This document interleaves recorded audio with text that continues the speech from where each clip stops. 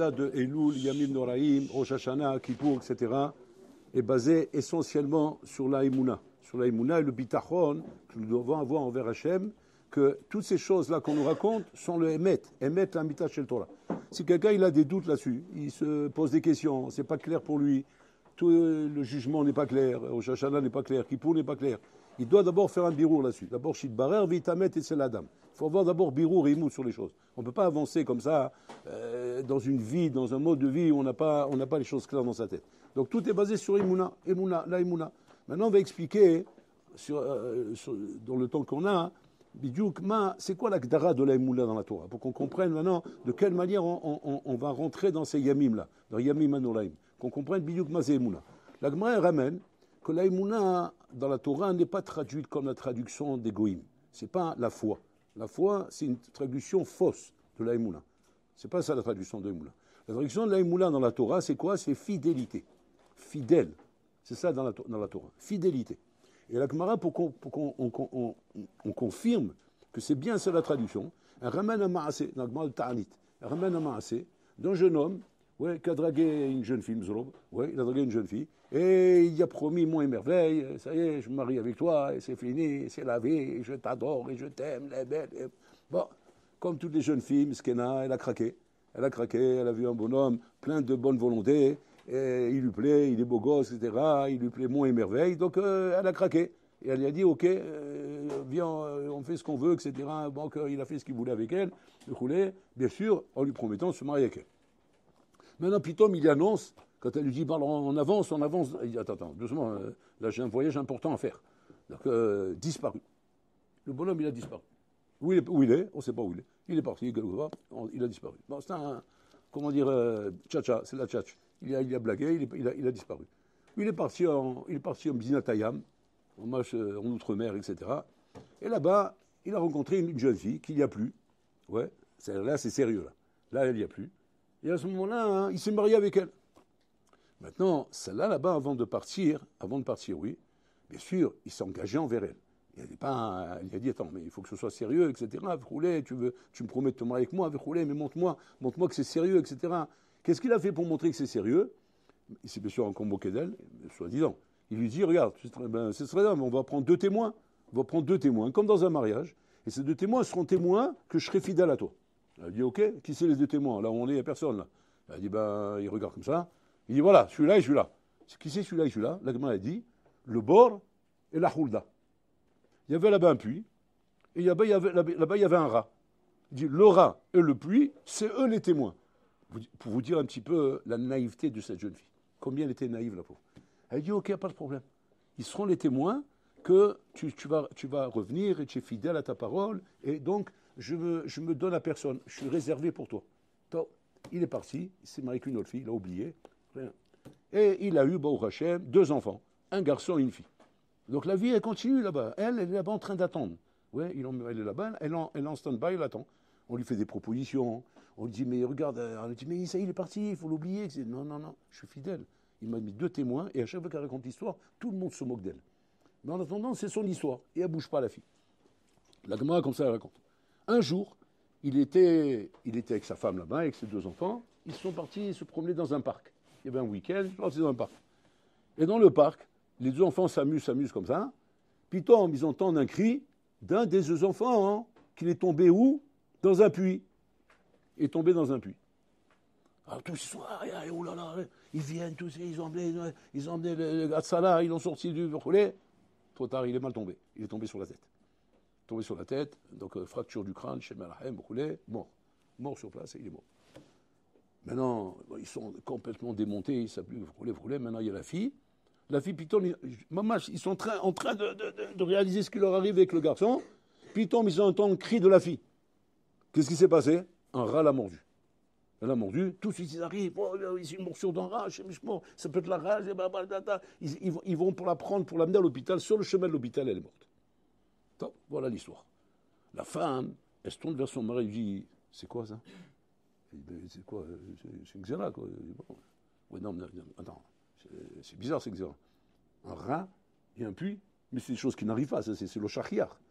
Comment un rat et un puits ont tué nos enfants le même jour? Il y a un problème ici, il y a quelque chose qui ne va pas. Je t'en prie, fais bon, en effet, j'ai un problème ici. Bon, il essaye, ça, il se rappelle. Il dit, wow, c'est la folie, c'est pas possible. C'est pas possible que ce soit ça. Quoi, genre, parce que j'ai dit l'oreille, ils ont m'attrapé au mot, quoi. Et là, c'est ça, Emouna. Emouna, c'est quoi? Emouna, c'est qu'avec Hachem, on ne plaisante pas. Hachem, Rabotai, c'est parole. Parole, c'est parole. Il y a pas, on ne discute pas, on ne plaisante pas. Tout est mamache, comment dire, un respect de la parole, un respect de la fidélité. Bon, alors l'âme, il est fidèle et toi, tu es fidèle. Tu es fidèle, il est fidèle avec toi. Et Hachem ne te manquera jamais dans cette fidélité. À quel écart, quand je brûle, lorsqu'il a voulu détruire Sdom, il a dit, je ne peux pas détruire Sdom si je ne mets pas Abraham Avinu au courant. Il faut d'abord que je parle avec Abraham Avinu. Pourquoi? On a une fidélité ensemble. Et donc, je suis obligé de partager avec lui ce que je suis en train de faire. Comme s'il a des comptes à lui rendre. Regardez un peu la fidélité que je prends envers l'autre. Maintenant, regardez bien. La question, elle est où? La question, elle est sur le terrain. Parce que sur le terrain, vous-même, vous allez m'amener 10 000 preuves qu'a priori, on se demande, mais où est cette fidélité? Sur le terrain. Sur le terrain. On prend l'exemple d'un bonhomme, par exemple, qui a été vers Bikul Cholim à l'hôpital. Et quand il a fait Bikul Cholim à l'hôpital, Ken, il a été voir quelqu'un, une femme qui a accouché, ou je ne sais pas quoi, c'est sa femme, je ne sais pas quoi. Et maintenant, en passant là-bas, il y a une femme dehors en train de pleurer. Elle dit à chacun, priez, priez, je vous en prie, priez, mon mari est entre la vie et la mort, priez pour lui, elle demande à chacun, la pauvre. Et lui, donc, il passe par là-bas, il est tout heureux que sa femme elle a accouché, etc. Il a dit, bien sûr, avec plaisir, il a pris le temps, il s'est mis à prier, dis-moi son nom, tac, tac, il a prié vraiment avec tout son cœur. Il était bien, il était joyeux, il était content, il avait la pêche, donc il a bien prié. Et le lendemain, quand il vient voir sa femme, il voit cette femme là-bas, il lui demande, nous les nouvelles, il dit, bon, Hachem, un miracle, vous êtes un tzaddik. Elle lui dit, vous êtes un tzaddik, vos prières ont été écoutées. Dès que vous avez prié, dans l'heure qui suit, l'amélioration a commencé, puis l'homme il se sentait mieux, et incroyable mais vrai, voilà, il est sorti, alors qu'il était entre la vie et la mort. Incroyable mais vrai. Le bonhomme, il est tout content. Comme nous-mêmes, on serait content d'un truc comme ça. On a pris Hachem sur un problème qu'on avait, Hachem nous a écoutés, il a fait mot. Maintenant, sa femme est toujours à l'hôpital, donc le lendemain, il revient rendre visite à sa femme. Et rebelote. Encore une histoire pareille. Une femme pareille là-bas, son mari entre la vie et la mort, elle attrape, je t'en supplie, priez, priez. Bon, lui, maintenant, ils se sont forts, Habibi, c'est un shérif maintenant. Elle dit, mais bien sûr, bon, oui, bien sûr. Alors, c'est quoi le nom de votre... Bon, il a prié. Le lendemain, il revient voir sa femme, il voit la femme là-bas, il dit, alors, ça va, tout va bien? Il dit, tout va bien, il est mort. Comment ça? Quoi, ça n'a pas marché? Mais je ne comprends pas, mais avant-hier, ça marchait. Je ne sais pas de quoi vous parlez, monsieur, d'avant-hier. Mais en tout cas, je lui dis maintenant, il a prié. Pas seulement il a fallu attendre longtemps pour qu'il meure, mais il est mort torqué des dibours. C'est-à-dire, votre prière, elle a bien marché. Elle a bien marché, vous l'avez libéré. C'est-à-dire, ça a été la même chose, mais en sens inverse. Mamage en sens inverse. Et là, le bonhomme, il sort de là-bas complètement découragé. Et ça, c'est une histoire qui nous apprend à Rabotai. Combien on se décourage des tfilotes qu'on fait et qu'Hachem n'écoute pas. Des tfilotes qu'on fait et qu'il n'écoute pas. Alors la question, elle est comme ça. Hachem écrit dans Amida, Shomea tefilat kolpe. Comme ça, c'est marqué. C'est pas marqué Shomea tefilat kollev. Si c'était marqué, ouais, ça n'avait pas besoin de faire du droit, il n'y a pas besoin d'être un avocat, oui. On sait tout de suite relever les nuances de mots. Si c'était marqué tefilat kollev, Hachem Shomea tefilat kollev, qu'est-ce que j'aurais dit? J'aurais dit tefila bekavana. Blikavana, bah, je m'excuse, c'est pas tefila kollev. Mais là, tu as marqué tefilat kolpe. Kolpe, c'est-à-dire que les rabotements, toute fila. N'importe quelle fila. Je fais une fila Kadosh Baruch Hu. Bon, alors là, aide-moi ça. J'ai fait une fila de paix. Ça se trouve, mon cœur, il n'était même pas là-bas. Je l'ai fait vraiment qu'elle a hariad. C'est une prière, comme on a l'habitude de prier Hachem Yazor. Voilà, quand on dit Hachem Yazor, c'est une prière. C'est une prière, Hachem Yazor. Rav Desser dit oui. Hachem Yazor, c'est une prière. Un bonhomme, il est en train de vouloir faire quelque chose, il avance comme ça, avec rouler. Il ne fait pas une prière, c'est pas qu'il s'assoit, il prend un télim. Il dit Hachem Yazor. Rav Desser, il dit c'est tefila. Et alors, ben, ce qui est marqué dans la Mida, Shomea tefila de kolpe. Donc Hachem, normalement, il doit entendre cette fila. Maintenant, le bonhomme, après qu'il a dit Hachem Yazor, et que maintenant, on lui dit le chidouche quoi, que ça s'appelle une fila, et cette fila, Hachem, il écoute. Quoi, il n'y a pas de doute là-dessus? C'est ce qu'on t'a expliqué, c'est Emouna. Emouna, c'est quoi? C'est fidélité. Hachem est fidèle à sa parole. Il a donné une parole, il a dit j'écoute chaque tefila. Donc bon, là, on a mis l'écoute, la tefila. Si c'est comme ça, le bonhomme, il se pose une question lorsqu'il voit Hachem lo hazarlo. Hachem ne l'a pas aidé. Il s'est ramassé un platane, il s'est ramassé le bolon. Le bolon s'est ramassé maintenant. Il dit, mais je ne comprends pas. J'ai prié. J'ai pas dit simplement Shem Yarzor. Plus que ça. J'ai lu tout le Sefer Teilim. Et j'ai commencé à prier. Je donnais la Zdaka. Et j'ai fait des trucs. Qu'est-ce que j'ai pas fait? J'ai pris une Kabbalah sur moi. Et j'ai pas fait que prier. Alors là, Kalva Homer, que Tfilat Kolpé, Hachem, il aurait dû écouter. Pourquoi Hachem n'écoute pas? La Hachem lo shema Tfilat Sheli. Et ça, c'est une question klalit, Rambotai, klalit, qu'on a chacun dans la vie. Chacun dans la vie, on a cette question. Et bien sûr, alors les réponses, elles vont dans tous les sens. Dans tous les sens. Ouais, Akol Etova, Zimel Shamaïm, Bechoulé, Besséder. Mais nous, on est en train d'expliquer maintenant qu'on parle ici de Emouna. Emouna, c'est fidélité, Rabotai. Alors, regardez là comment ça marche. Qui dit Emouna, qui dit fidélité, c'est que tu dois, Inachinami, être mis à l'épreuve de ta fidélité, de la fidélité. Hachem Maftiach, il promet, il dit, Ani Shomeat Tifilat Kolpe. Donc, il m'a promis. Donc moi, maintenant, quand je fais ma Hamida, ou bien quand je fais une prière, je suis tranquille que quoi? Que ce n'est pas quelque chose qui va aller les vatala. Elle, les vatala. Avec Bol Olam, Habibi, j'ai mis une pièce dans l'appareil qui me donne le coca, la canette, elle va sortir, la canette. J'ai aucun doute là-dessus. Pourquoi? Parce que c'est pas chaud, ça doit marcher. Et si ça ne marche pas, mais des coups de pied, je vais le mettre à la magie, jusqu'à je la casse. Pourquoi? Parce que c'est pas normal, j'ai mis la pièce pour qu'elle n'est pas sortie. Bol Olam, Kaviachol, on ne va pas dire c'est une machine, on va mettre des coups de pied. Et là, comme on a, il a promis, je fais le colpé. Donc moi, j'ai aucun doute que quand je fais une fila à Hachem, ou quand je fais quoi que ce soit envers Hachem, j'ai aucun doute qu'il est fidèle. Lui, c'est Vadaï. Moi, je ne sais pas, mais lui, en tout cas, Vadaï qu'il est fidèle. Que quoi? Qu'il va me rendre la chose, il va me donner la chose. Comment je dois réagir lorsque je vois que je demande, je prie, et ça ne se passe pas? Pas seulement ça ne se passe pas, ça se passe mal. Comment je dois comprendre? Est-ce qu'on a un exemple de ça dans la Torah? Oui. Quel exemple on a? Eh bien, Abraham Avinu. Abraham Avinu, il a prié pour Sdom.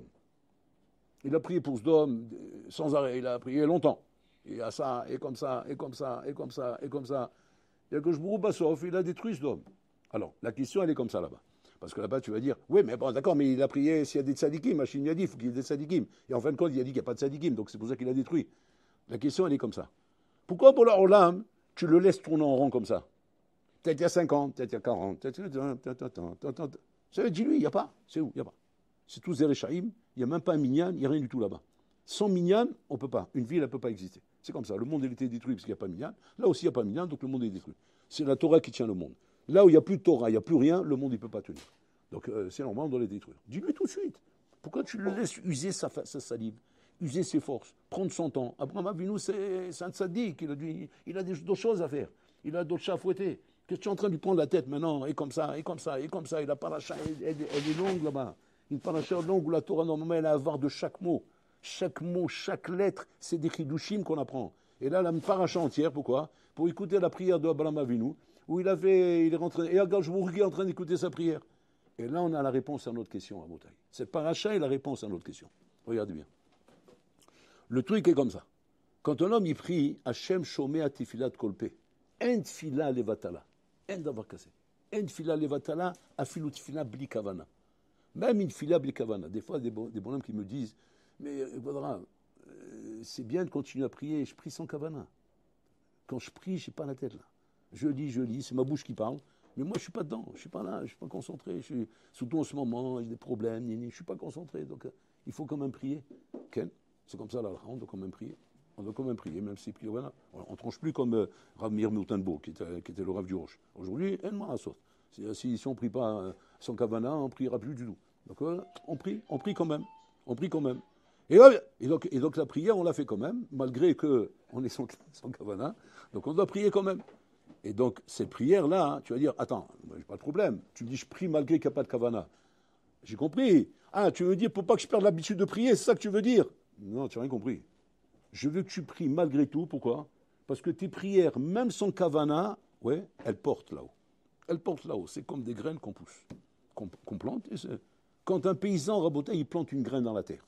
Ouais. Au moment qu'il est en train de planter la graine, oui, il est en train de penser à sa vache. C'est-à-dire qu'il n'a pas eu la kavana de dire je plante la graine pour qu'elle s'enracine dans le sol et qu'il va sortir de là-bas un pommier. Non, il n'avait pas la kavana. Donc il a planté la graine sans avoir le kavana. Ça va changer quelque chose qui va sortir un pommier? Non.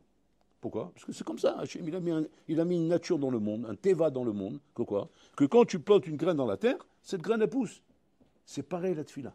Tfila de kolpé. Tu fais une tfila, même sans kavana, ça pousse. Alors quand c'est bekavana, waouh! Là, Habibi, on est sur une autre sougia, là.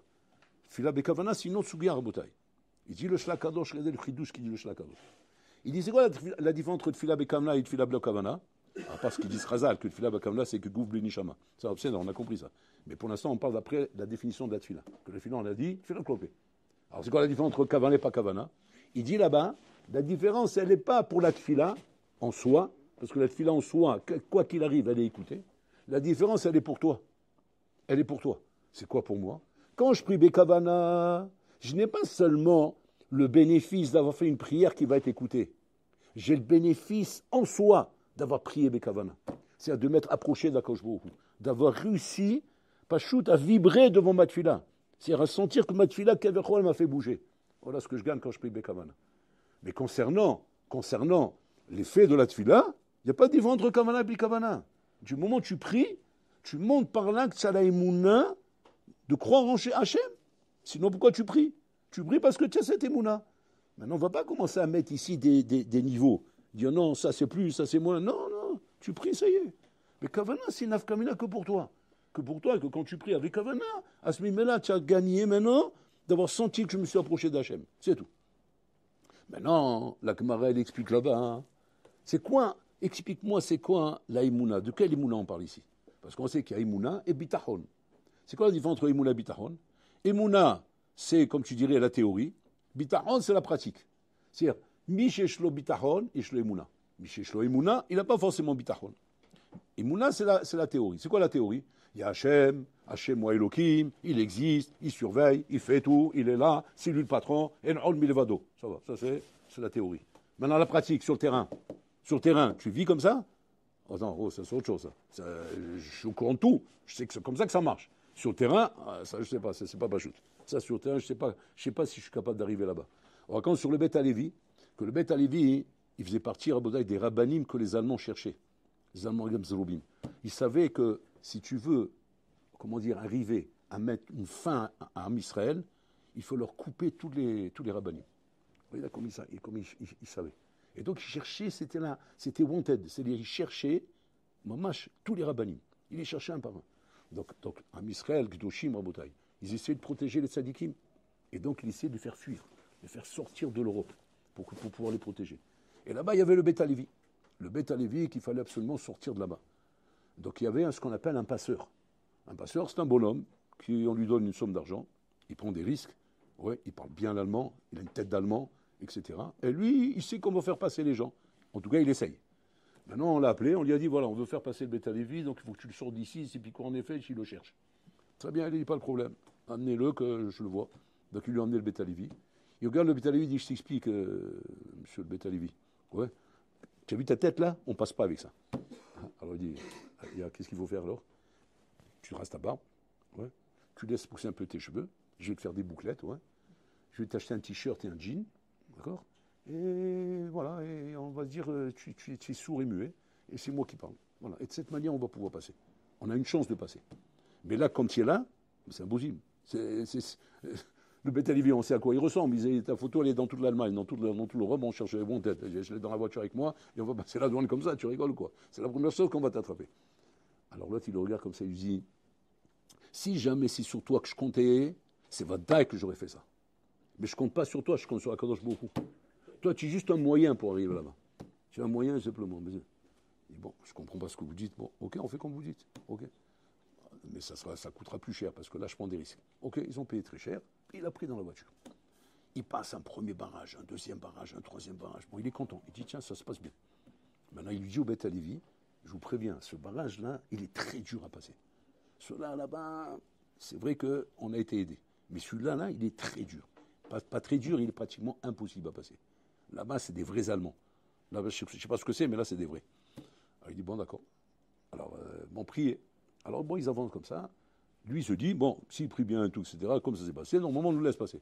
Pitom, halt! Wow, il se décompose là. Il dit, ça y est, là, on est mort. Il dit, mettez du bon, les fêtes, Fkir Shema, Kaddish, on est mort là. Parce que là, ils vont venir, ils vont ouvrir la voiture, ils vont vous voir. On dit, c'est bon, on est mort. Et donc l'Allemand, il s'approche comme ça. Papier. Les papiers. Donc il pose le papier, alors il parle allemand, etc. Bon, lui, ça se passe bien avec lui. Ben, il demande à voir ce qu'il y a derrière. Il débloque le verrouillage de la voiture, je vais ouvrir la porte derrière. Il dit, il n'y a rien, il n'y a rien. Comment il n'y a rien? Davka, tu me dis, il n'y a rien, Davka, je veux voir ce qu'il y a derrière. Donc il ouvre la voiture, l'Allemand. Il ouvre comme ça, les fenêtres elles étaient teintées, donc il ne voit pas l'extérieur. Il ouvre comme ça, il rentre la tête à l'intérieur, il regarde le Bétalivi nez à nez. Et le Bétalivi, là, il le regarde comme ça. L'autre devant, Rabotai, il a l'impression que c'était interminable. Ça n'a pas duré longtemps, ça a duré 30 secondes. Mais 30 secondes, nez à nez comme ça, Habibi. Avec ça, tu as l'impression que ça faisait 30 ans. Donc il était tremblé, il tremblait. Qu'est-ce qui va se passer? Il ne voulait même pas regarder dans le rétroviseur. Il regardait comme ça le volant. Et puis Tom, l'Allemand, il sort la tête de la voiture. Circulez! Vous pouvez y aller. Et l'autre, à ce moment-là, il roule. Bon! Il dit qu'il arrive à 500 mètres, il s'écroule. Il s'écroule, le bonhomme. Il se retourne vers lui, il dit, qu'est-ce qui s'est passé? J'allais mourir, là. Ça m'est jamais arrivé une histoire pareille. J'allais mourir. Mais vous êtes malade. Dites-moi ce qui s'est passé. Il dit non. Mehila. Je te demande Mehila, il lui dit. Il dit quoi, Mehila, quoi? C'est ta faute? Oui, c'est de ma faute. Mais quoi, de quoi tu parles? Il dit, Pachout, à un moment donné, quand ils ont arrêté, à un moment donné, j'ai manqué de Emouna. C'est-à-dire, j'ai cru qu'il peut nous faire du mal. Que lui peut nous faire du mal. Et à cause de ça, l'Allemand a pu nous arrêter et nous faire passer. Et quand il est rentré dans la voiture, il a rentré la tête. À ce moment-là, je me suis repris. Et non, Milevado, tu n'es qu'un pantin, tu n'es rien. C'est un Shem qui décide. Je l'ai annulé. Bital Tioto. Comme on fait Bitoul Hametz. Bital Tioto. C'est un Bitoul, c'est un bras de fer, attention. Parce que lui, il te regarde pour l'instant. Et le regard qu'il te regarde te donne l'impression qu'il y a quelque chose ici. Avani Bital Tioto. Bon, alors là, c'est toi. Il t'est bien déguisé, hein? Tu es bien déguisé, papa, mais je sais reconnaître tes yeux, je sais reconnaître ton cœur, je sais reconnaître... Comme un papa qui s'est déguisé comme un ours rabotaille de l'Amazonie, il est rentré dans la maison le jour de Pourim, et les enfants, ils sont en train de pousser des cris dans tous les sens. Maintenant, il y en a un là-bas, il n'a pas peur. Et le papa, il s'énerve qu'il n'a pas peur. Et, je me suis déguisé, ça me crée une blinde, cette tenue-là. Il vient vers lui, il essaie encore. Et plus il fait ça, plus l'enfant, il rigole. Et quand il le regarde bien, il voit qu'il a vu ses yeux. Il dit, ah bah, tu es bien déguisé, papa, hein? Je t'ai reconnu. C'est ça, ici, c'est pareil. Le Bétalibi dit, il faut reconnaître Hachem dans chaque scène. Dans chaque scène, Sarakol, il est bien déguisé. Il ne faut pas se laisser prendre au piège de croire que la scène qui est devant toi, c'est elle qui est Kovahat. C'est ça la Imouna qu'il faut avoir en Botaï. C'est-à-dire, il faut avoir Imouna, Bitachon et Imouna dans le Bitachon. C'est Imouna que ton Bitachon, c'est lui la clé de tes problèmes dans la vie. Il n'y a pas d'autre clé dans la vie en Botaï. La vie, elle est parsemée d'épreuves, parsemée de difficultés, parsemée de couchottes qui partent dans tous les sens. Mais rien ne peut être en Med, rien ne peut tenir à Botaï devant un homme qui habite à Bachem. Rien ne peut tenir devant lui. Enol milevado. Parce que rien que le fait même que tu arrives à te surpasser et tu arrives à donner à Kashbouchou, à Botaï, une mitziout, là où la mitziout te montre le contraire, en srout yoter gadol misé. À Kedeka, que les Sfarim y ramènent, que même un rachat peut arriver à cette madriga. Bah, quoi, un rachat? Oui, parce que ça ne relève pas des mérites. Ça ne relève pas des mérites à Botaï. Ça relève de la force du bitachon Bachem. La force du bitachon Bachem qu'un homme il a à Botaï. Quand un homme il arrive à surpasser à Botaï, les épreuves de la vie, les choses de la vie qui me mettent des barrières, que j'arrive à les surpasser, ça en soi, c'est un mérite tellement grand que même si tu n'as pas Torah ou Mitzvot, rien que ce mérite-là, mérite quand on te donne ce que tu demandes. Rien que pour ça, le nachat que tu fais à Kadosh Baruch Hu, d'arriver à le dévoiler dans le sheker du Olam Hazé. Et tu arrives à ne pas te laisser berner par le sheker du Olam Hazé, ça en soi, c'est le mérite qui n'a pas besoin d'aucun autre mérite, Rabotai. C'est la même chose dans la tefila. Tefila de kolpé. Pourquoi Hachem il écoute chaque tefila, même quand elle n'est pas vraiment bekavana v'choulé? Pourquoi? Parce que Etzem que tu t'adresses à moi, Etzem que tu es capable, Menachinami, de t'adresser à moi, Etzem que tu es capable de croire encore qu'on peut me parler. Et tu arrives à croire ça et tu n'as pas perdu cette chose-là. Tu t'es pas laissé, épuiser par le temps où tu as l'impression qu'on ne t'écoute pas, où tu as l'impression, et non, tu continues à prier, tu continues à prier, tu continues à prier. Bon, alors là, ça en soi, c'est un mérite. Maintenant, la question, elle est comme ça. Si c'est comme ça, Alors pourquoi des fois ça marche et des fois ça ne marche pas? Ça devrait marcher tout le temps. Pourquoi des fois la tefila marche, des fois elle ne marche pas? Alors il dit là-bas, ça ressemble au paysan. Et regardez le dernier machal que je vous fais. Il dit comme ça. Le paysan, il prend la graine, Rabotai, il la plante dans la terre. Maintenant, il a planté la graine dans la terre. Bon, ça, il oublie. Maintenant, son copain qui vient, c'est un Hamar, mais alors, lui, c'est avot des paysans. Lui, c'est un Hamar Boliko, il ne connaît rien. Lui. Mais il dit, mais où sont les graines? On est parti les acheter en chambre au magasin, là-bas, ça t'a coûté une blinde. Il dit, tu sais ce que j'ai fait avec les graines? Il dit, qu'est-ce qu'il a fait? Je les ai toutes enterrées dans la terre. Mais tu es malade? Mais tu rigoles ou quoi? Mais c'est beaucoup d'argent. Mais tu plaisantes, tu n'as rien compris, toi. De ces graines-là, il va sortir, Habibi, il va sortir 10 000 fois plus de graines. Parce qu'il va pousser de ça des arbres. Il dit, mais qu'est-ce que tu racontes? Comment il peut sortir des arbres de ces graines? Une graine comme ça, tu l'as mis là-bas, il va sortir un arbre. Qu'est-ce que tu racontes? C'est quoi ceci pour que tu racontes? Tu vas voir. Maintenant, le bonhomme, qu'est-ce qu'il fait? Tous les jours, il est en train d'arroser. Il dit, mais arrête, tu es en train de dépenser de l'eau en plus. Il dit, mais je te dis, tu vas voir. Maintenant, imaginez-vous que l'autre là-bas, hein, il a réussi à lui mettre un doute. Il a réussi à lui mettre un doute. Maintenant, qu'est-ce qui va se passer? Il va paniquer. Il va paniquer, donc il va arrêter d'arroser. Il va même commencer à creuser pour récupérer les graines. Qu'est-ce qu'il va faire quand il va creuser pour récupérer les graines dans la bouteille? Il va tout casser. Là, maintenant, il n'aura plus ni l'arbre, ni le pommier, ni les graines. Prenez le machal et rendez-le au mdimchal, vous allez comprendre. Un bonhomme, quand je vous il dit comme ça. Tu es ma'amin, ok. Tu as bitachon, ok. Maintenant, je t'explique. Pour pouvoir être zoché, de voir la Yeshua, de voir la libération, la Yeshua maintenant, je vais te tester. Je vais te tester. Mais ça va dépendre des nachinami, combien tu es capable de surmonter le test. Et surtout de ne pas casser. De ne pas casser parce que le temps te met des doutes. Ne te laisse pas impressionner par le temps. Chaque chose demande du temps. Et de marasot. Le temps fait partie de la mission du monde. Et chaque chose demande du temps.